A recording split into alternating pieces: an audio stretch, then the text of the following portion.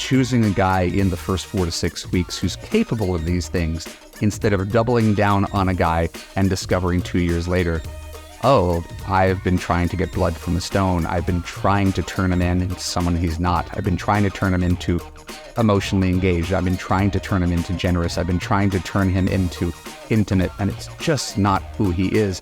We could have observed that before he even became your boyfriend, if you paid close enough attention. Hey, I'm Evan Mark Katz, dating coach for smart, strong, successful women and your personal trainer for love. Welcome to the Love You Podcast. Keep listening to learn 4 tips to create intimacy with your man. When we're done, I'll let you know how you could apply to Love You to create a relationship that makes you feel safe, heard, and understood. Before we get into that, very brief housekeeping. I've been in major productivity mode. I've just been creating new stuff, and I'm excited to share some of my new stuff with you for free. I am doing an upcoming live stream webinar. I did a few of these back in May. I got some new ones coming up this coming month. The next one is on Thursday, July 13th, 5 p.m. Pacific, 8 p.m. Eastern. If you are a woman who is burned out on dating, tired of the dating apps, tired of swiping right and texting and hooking up and wondering where you stand, and there's a piece of you that's like, I don't know how long I could do this. Maybe I'm just meant to be alone for the rest of my life. This is the event for you. If you're having doubts, if you're in a really negative place, this presentation is called 3 Reasons You're Guaranteed to Fall in Love and Live Happily Ever After. During this entertaining and inspiring 60-minute presentation, you will discover 4 lies about love that have kept you single and why it's not your fault that you think that love should be easier than this. The 4 qualities it takes to enjoy a healthy relationship with a man: empathy, boundaries, communication, and one other thing, which I'll share with you on the call. Why lasting love is as easy as 1, 2, 3. I'm going to share 3 essential tips from my Love You program that are going to blow your mind and help you realize that this is a lot easier than you've ever thought it would be. And then finally, I'm going to give you a free exercise from my Believe in Love bootcamp that provides a step-by-step blueprint for what you can do right now to make love inevitable. And yes, I said it, inevitable. So I'm really excited about it. I hope you are too. If you're in a negative place, you do want to check this out. Go to evanmarkkatz.com/live stream to register for this free live event. evanmarkkatz.com/live stream. There should be a link on YouTube and in your Apple show notes, etc. Let us begin. Today's Love You Insight. We're talking about creating intimacy, and I think it's sort of a poorly misunderstood word and concept. We could talk about physical intimacy. We could talk about emotional intimacy. We're not always talking about the same thing. So let's just sort of rebrand this and just talk about maybe a level of closeness and trust and how you can create that within a relationship. So first, I want to talk about 3 reasons men may lack the ability to create intimacy. Right. 3 reasons men may lack the ability to create intimacy. Number 1, socialization. And once again, I know I am the mansplainer in chief. I am not defending men. I am explaining what I've observed in men, what social science explains about men, what you've observed in men. There's nothing that I'm saying here that should be terribly controversial. If anything, some of these things are unfortunate if true. Men are often taught to be self-reliant and independent and to suppress their own emotional vulnerability, not to cry, not to complain, not to be a wuss or a sissy or a girl. Oh my God, being a girl, right? So again, not really the worst thing you can do, but in certain strata of male society, it's the kind of thing that comes up a lot. Showing emotions is considered bad. And so socialization definitely has something to do with why men are not going to be as in touch with their feelings as perhaps you are, or as perhaps you would like in a partner. Number 2, communication patterns. Men on average tend to be more direct and action-oriented in their communication, while women often place more emphasis on emotional expression and empathy. You've noticed this just in your texts, right? Guys like, hey, what's up? What are you doing Friday? You want to have a connection. You want to have a conversation. You want to be heard. You want this to mean something. You want emotion. You want affection. You're looking for a lot from a text, where a guy sees communication as a vehicle to get from point A to point B, right? When am I seeing you again? What are you up to? It's more fact-driven than emotion-driven. And so this is one of the reasons, many reasons, that men and women tend to talk past each other, is because we're out of alignment. He's wondering, why does she want to talk so much? And she's wondering why he doesn't want to talk enough. And this is, again, something we observe out in nature. It's not unusual. It's not that there are no women who are very, very matter-of-fact. I've got a client right now I'm thinking of who just communicates on a need-to-know basis. Don't bother me. I don't want to hear from you. But she's in her masculine, right? For lack of a better term. She really does not want the gushy, feely type things. So in general, this is another reason that guys are not as emotionally connected or intimate. Next, there's the fear of vulnerability.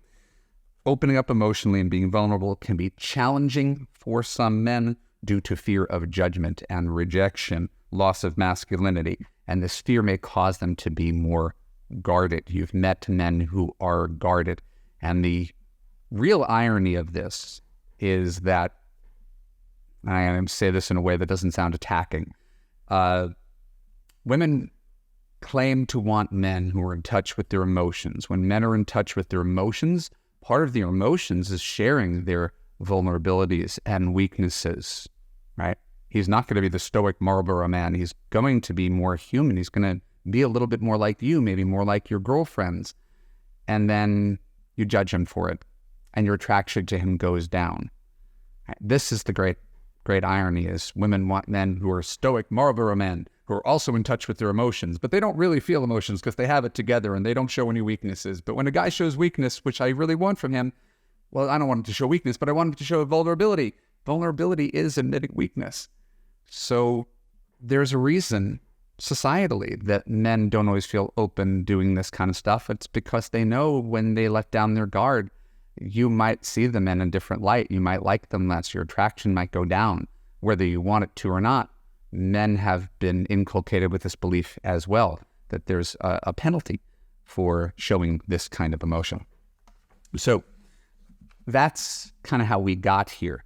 Now I want to share with you where we might be going, right, in creating a better society where women and men can have something that's more real, more intimate, more vulnerable. So these are 4 tips to create intimacy with your man. Number 1, open and honest communication. This is strangely, again, I know it sounds almost dumb to say open and honest communication. It's like the staple of every couples therapist of all time. I'm perpetually surprised at how much my clients feel the need to lie to their partners. Right? I don't have the lying bone in my body. Part of my problem, I tell the truth all the time, gets me in trouble, but you never have to worry about where you stand with me. You're always going to know. Women have largely been socialized to keep their feelings to themselves, to not make waves, to not upset anybody, and so they are pleasers and they bury their feelings, and these things pile up. And I've got a client right now who was like, there was a guy, I went out with him, I'm not sure I'm attracted to him, I don't know what to say, should I go out with him again? And she's trying to do everything other than tell the truth, right? This is the irony, is that open and honest communication breeds open and honest communication.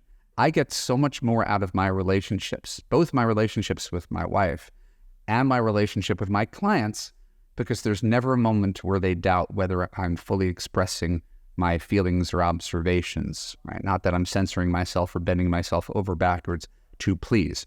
So if you're going to have open and honest communication, you know what you need? You need to assume positive intent, because there's another thing that happens, right? We punish people who are honest. The easy example, the silly example is, do I look fat in this dress? Right?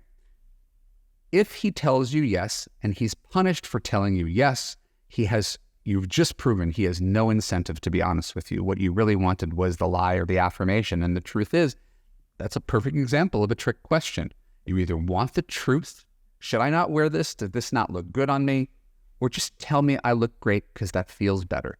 And I think a lot of women don't even know the answer to that question themselves. Do I want the affirmation or do I want the truth? But if you tell a guy, tell me the truth, and he tells you the truth, and he's judged for telling you the truth, he now has no incentive to tell you the truth. His incentive is then to lie to you. I guess the flip side of it would be like faking an orgasm or something like that, right? You can say, oh, I'm doing it to make him feel better. But if he thinks he's giving you an orgasm and he doesn't please you and you feel dissatisfied in your sex life, what have you created? You've created this monster where he thinks he's great in bed. You're pretending he's great in bed, but you're not satisfied in bed, all because you didn't tell him the truth. So with this, we really want to assume positive intent. We want to assume, hey, if I have a boyfriend, he wants to please me. He assumes if I have a girlfriend, she wants to please me. If I have a boyfriend, he wants to hear the truth because the truth will help him please me. If I have a girlfriend, she wants to hear the truth. The truth will help her please me, right? What you can't do is flip on this, where you tell someone to be open and honest with you, and then you slap him on the wrist, or you judge him, or you back away from him. How dare you? And I've been that guy who felt really safe telling the truth and has been punished by partners for it. Not my wife, of course, that's why we're married, but I'm trying to think of a real life example. It's something like, admit it, you were attracted to that woman at the party. And I'm like, yeah, she's totally my type, smoking hot.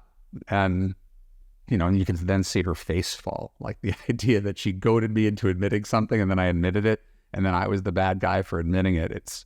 It's really a slippery slope. So really get clear. Do you want lies or do you want truth? If you want truth, accept his truth. He's here for a reason. He loves you. He cares about you. He doesn't want to hurt you. But relationships are always better when you're fully self-expressed. Next tip, emotional vulnerability. What we mean by emotional vulnerability is creating the conditions to see each other at our best. And we don't always do this, especially when we have a partner. We tend to see them at their worst. And then on top of that, we don't always create conditions for them to succeed. So in Love You, my signature course, we're talking about, I guess the metaphor that I use all the time is you're the CEO and he's the intern. But that doesn't mean you're like a bitch of a CEO and you're docking him, tenths of a point every time he does something wrong. We call it the benevolent CEO. If you're the benevolent CEO, you create an environment where everybody wants to be, right? Hey, we're Google. We're going to send a bus to pick you up. We're going to have people giving you massages in your chairs. We're going to pay you $200,000 a year to start. We're going to give you food. We're going to create the conditions where you can thrive working at our company. I'm not saying Google's the best workplace in the world, but that's an example of a place where how do we make you happy? It's like being a concierge at a hotel. What can we do to make you happy? That's the way I try to approach marriage. And I think that's the way most people should attempt to approach marriage. So we create emotional vulnerability when you allow someone the space to let down their guard. Right now, we're going on vacation and my wife is packing and she's a little OCD. So when she packs, she takes like 4 days and pulls all-nighters and all stuff like that. And my job is just to support her through her OCD-ness, right? I woke up at 8 a.m. I saw her still working because she's pulled an all-nighter. And I know it sounds crazy, but it's true. And all I did was just give her a big hug and say, hey, you're my hero. Thank you for planning such a wonderful family trip and making the restaurant reservations and reserving the jet skis in advance and making sure that we have options for places to rent bikes or whatever the hell we're doing, right? Just giving her that level of support and an environment where she can be herself and succeed.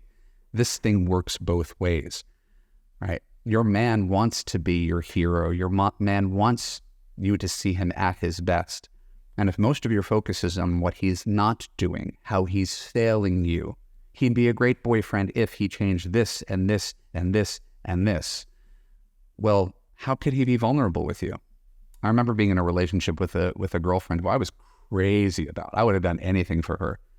And all I felt like I could do was disappoint her. Like anything I did, despite my best efforts, was never good enough.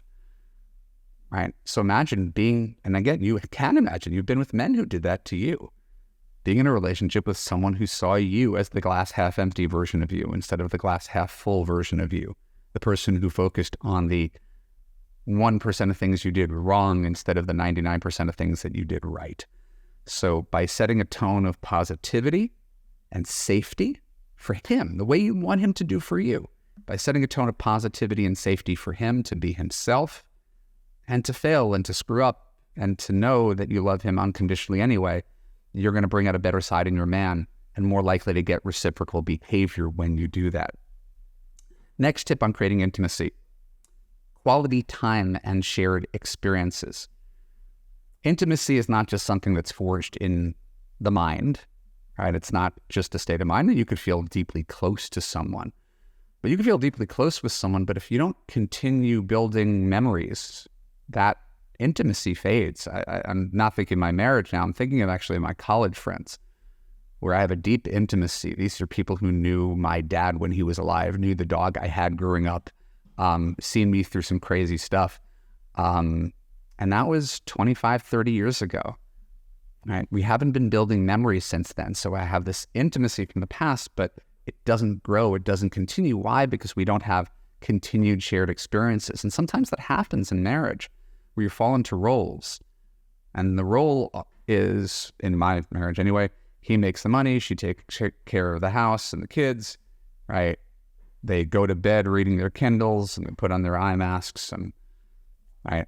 And you become roommates and business partners and you lead separate lives, and there's not enough togetherness. So you need to plan it. You need to make sure you're having sex every week. You need to make sure that you're doing date night. You need to make sure you have social plans on the calendar weeks out and time for family vacations where you can reconnect and recharge and remember what brought you together through just the day-to-day doings of the relationship.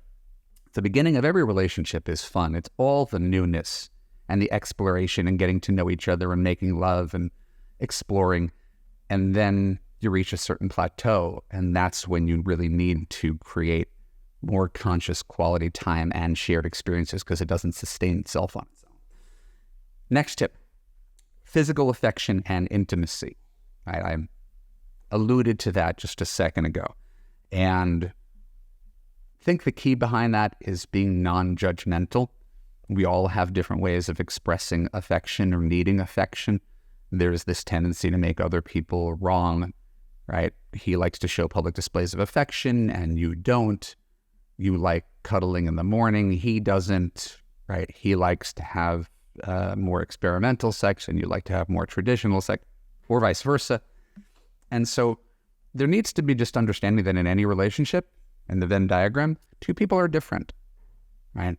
And you knew this going in, right? The person that you're with, that you've chosen, is different. If your differences are so great that you can't handle this for the rest of your life, that person shouldn't be your boyfriend, that person shouldn't be your husband. You got to get rid of that person because that difference is going to drive you mad. Many differences can be bridged just with a level of tolerance. Okay, I accept this person on their terms for who they are, for what they can give, their strengths, their weaknesses. The strengths far exceed the weaknesses. And this is how happily married couples get along. I'm very conscious of my weaknesses, very conscious of my wife's weaknesses. We don't pretend they don't exist. We work around them. They're 5% of our relationship rather than 95% of our relationship. And so making your partner, if you're going to get the guy to feel closer to you, making him feel good about himself, making him feel good about his confidence, about his sexiness, about his body, right? These are things that a lot of people don't even spend the time thinking about doing because we're so in our head about how we feel embarrassed, inadequate, less than, that it never occurs to us that our partner feels some of those things too. And that indeed men do want to feel sexy and do want to feel attractive and do want to feel desired and don't always want to have to be the only people who are initiating sex or to want it.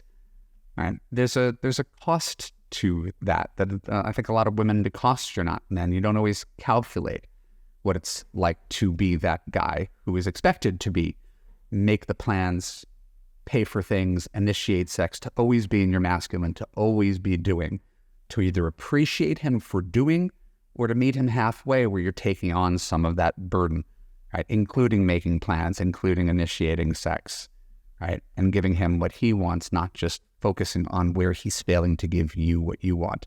Because the more we see each other as givers, the more we practice the platinum rule. I'm not going to keep score. I'm going to give you more. I'm going to be the best partner. And if I'm the best partner and I'm dissatisfied, I feel like I'm losing this relationship, maybe we shouldn't be together.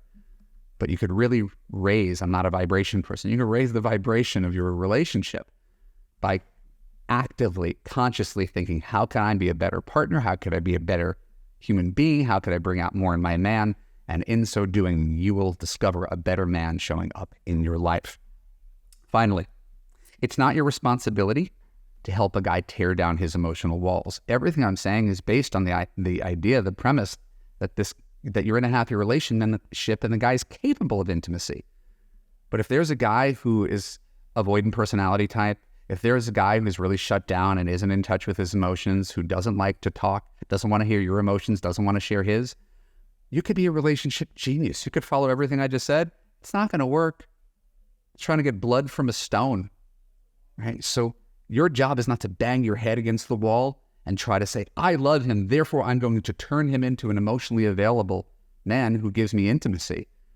This is presuming a level of competence and desire on his part. How do we take someone who's already there and ourselves, by being better, fuller, kinder, more self-aware people, partners, bring out more in our relationship? But the same way that you're not going to take some 6-year-old kid who's a non-athlete and turn that kid into an athlete, or some people are just not scholars, you're not going to turn that kid into a Rhodes Scholar. Sometimes you just have to accept this guy that I like, that I'm attracted to, that I want to be this person, isn't going to be this person. Similarly, you can't heal someone else. Men are not your projects. They're not fixer-uppers. Right? All you can do is make better choices. Right? Ideally, making better choices early on in the relationship. Right? Choosing a guy in the first 4 to 6 weeks who's capable of these things, instead of doubling down on a guy and discovering 2 years later, oh, I've been trying to get blood from a stone. I've been trying to turn him into someone he's not. I've been trying to turn him into emotionally engaged. I've been trying to turn him into generous. I've been trying to turn him into intimate, and it's just not who he is. We could have observed that before he even became your boyfriend, if you paid close enough attention. So if you want to get intimacy and you don't want to have to continue to work so hard to get there, go to www.evanmarckatz.com/apply, fill out an application to join Love U. We'll get on the phone, free 1-hour breakthrough session to figure out if you're a good fit for coaching.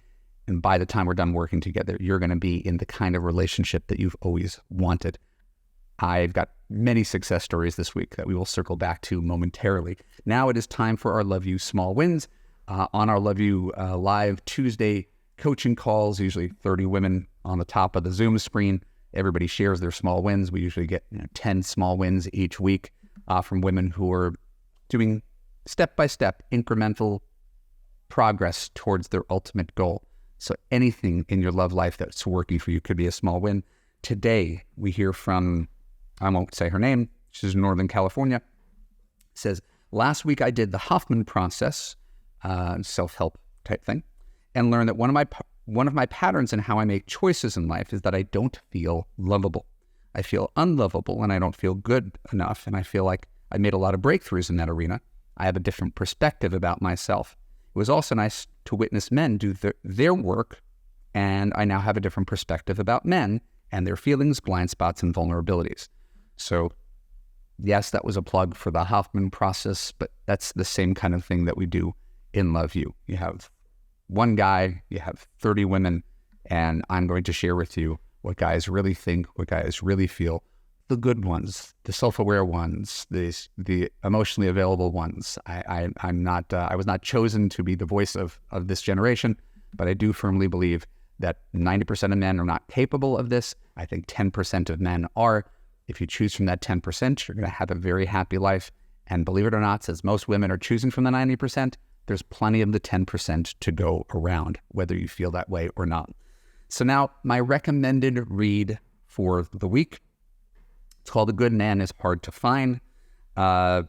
This is on my blog. I've written about this before, and it's referencing John Gottman. John Gottman The Gottmans are the sort of grandparents of couples counseling, relationship counseling.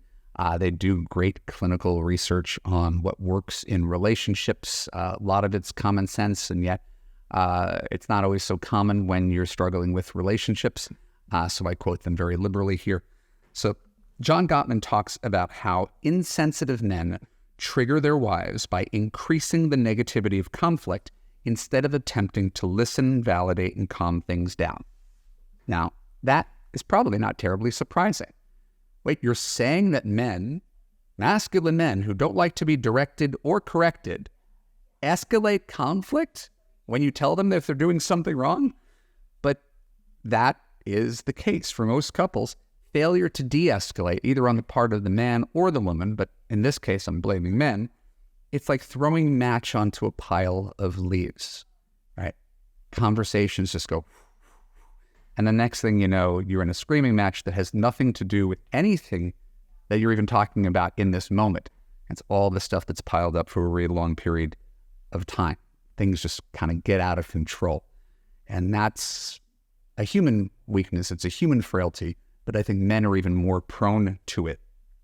So the typical male response to female criticism is some version of it. You're not the boss of me. You don't get to tell me what to do, right? But strangely, that's not how women operate. Women are more likely to wonder what they did wrong. I mean, that's how I have a job, right? Men are like, she's some sort of crazy bitch. That's why we broke up. And she's thinking, what did I do wrong? How could I have been a better partner? And that's why dating advice for women sometimes gets a negative reaction. I'm sitting here telling you, here's things you can do better. And the obvious response is, what about men? What about men? You're right. What about men? They're not hiring me. Men don't seek self-help. Men don't think they're doing anything wrong. They'll do the wrong thing over and over and over, and they're never going to make anybody happy. So the answer is not, Evan, can you provide coaching for men? The answer is, why do I keep choosing men who don't have the capacity to make me happy? That's it. It's not, can I change men? Could Evan change men? Can society change men? Let's assume nothing changes. The only thing you could change is your choice, men. That's what we're focused on here. And that's why I focus on what you can do rather than what you can't do. But I'm validating men are definitely a problem when it comes to arguments and conflict. Women take others' opinions into account. Right? The irony, of course, is that couples would be happier if men allowed their wives' opinions to matter more. And now I'm going to directly quote the article. The problem is that only 35% of men are emotionally intelligent, according to John Gottman studies. 35% are emotionally intelligent. Quote, the husband who lacks emotional intelligence rejects his wife's influence because he fears a loss of power. And because he's unwilling to accept influence, he will not be influential. The emotionally intelligent husband is interested in his wife's emotions because he honors and respects her. While this may not express his emotions in the same way his wife does, he will learn how to better connect with her. When she needs to talk, he'll turn off the football game and listen. He will pick we over me. He will understand his wife's inner world, continue to admire her, and communicate this respect by turning towards her. His relationship, his sex life, his overall joy will be far greater than the man who lacks emotional intelligence. That's the virtues of a man who really listens to his wife, right? It's a minority of men from the start. And that has nothing to do with height and weight, age, education, income, sense of humor, hobbies, interests, how he votes, religion he practices. We're starting with a baseline of 35% of men are emotionally intelligent. So you could read that and say, oh my God, I'm doomed. No, it just means we have to place emotional intelligence higher in terms of the things that we look for in men first, and the other things come second. You wouldn't worry, oh my God, only 35% of men are Presbyterian or something like that. You'd be like, oh, fine, there's plenty of them around if you need to date another Presbyterian, Catholic, or whatever. All right. 35% of men are emotionally, unintelligent or emotionally intelligent. That seems like a call to action to really focus on emotional intelligence. How do you know if a man's emotionally intelligent? Listen to your feelings, see how you resolve conflict. So we can go on, and I do. right? First half of this podcast about how women could be more patient with men, more understanding and sensitive, easygoing, supportive of their partners. And it's true. Those are great traits. If I had more women do that, I'd have been married before my wife. I couldn't find too many people who acted that way. Right? That's what you can control. But the real thing is, if anybody needs to take this to heart, the same thing I said to you at the beginning, it's men. They need to take it to heart twice as much about being more sensitive, understanding, open, less judgmental about their wife's emotions, etc. So I'm with you. Whether you know it or not, whether I push your buttons or not, I'm completely with you. Problem is, there aren't many men listening to me. There aren't many men who are open to this. You don't need a guy who's done the work, no more than my wife has done the work. You need a guy who just naturally is a good guy. With a good guy, you can be yourself. All these problems go away. So I hope that feels good, that validation. I want to complete on today's Love You Love story. I think it's important. I think you'll get a kick out of it as well. I was drawn to Evan's coaching because I really wanted to find the right guy and build a meaningful relationship. As a starting point, I just wanted to enjoy the dating process. I didn't know what I needed to understand. I just knew what I was doing for most of my dating life wasn't yielding what I was looking for. I learned so much from Love You: how to date without stress, how to communicate effectively, how to disagree dispassionately and compassionately, which traits matter in long-term relationships, success, etc. I am now engaged. I am looking forward to building a life together with my fiancé. Evan's coaching was the best use of my time and money ever. Signed, Aruna. That was the one I'm sharing with you this week, but I also got another engagement this week. We got another woman, a boyfriend this week. And my assistant's going to be adding new love stories to my website. So I'm really, really excited to share new faces and new wedding photos with you guys. If you ever go to evanmarkatz.com, love stories, Love You Love Stories at the top of the page. There's some stuff that will really blow your mind. My name is Evan Mark Katz. This has been the Love You Podcast. For more episodes like this, please, you know what? I'm going to stop the outro for a second. I want to remind you of the one thing that's really important. It's the thing I said to you at the beginning. We'll do the outro later. If you're tired of dating, if you're afraid of being vulnerable, if you're on the verge of giving up on men entirely, join me in a couple weeks. That's not a couple weeks. It's less than a week from now. July 13th, 5 p.m. Pacific, free live stream, 3 reasons you're guaranteed to fall in love and live happily ever after. We will break through your fear. We will break through your anxiety. We will give you tangible, practical tips to start believing in love once again and get on the right track and flip your negative to a positive. All you have to do is attend a 1-hour free live stream with me. Go to evanmarkatz.com/live stream. Give me your name, email address, and phone number. I'll send you some reminders. I'll see you live next Thursday night. Now, the outro. My name is Evan Mark Katz. This is the Love You Podcast. If you enjoy this podcast, please give me a positive review on Apple. I saw another one the other day that made me smile.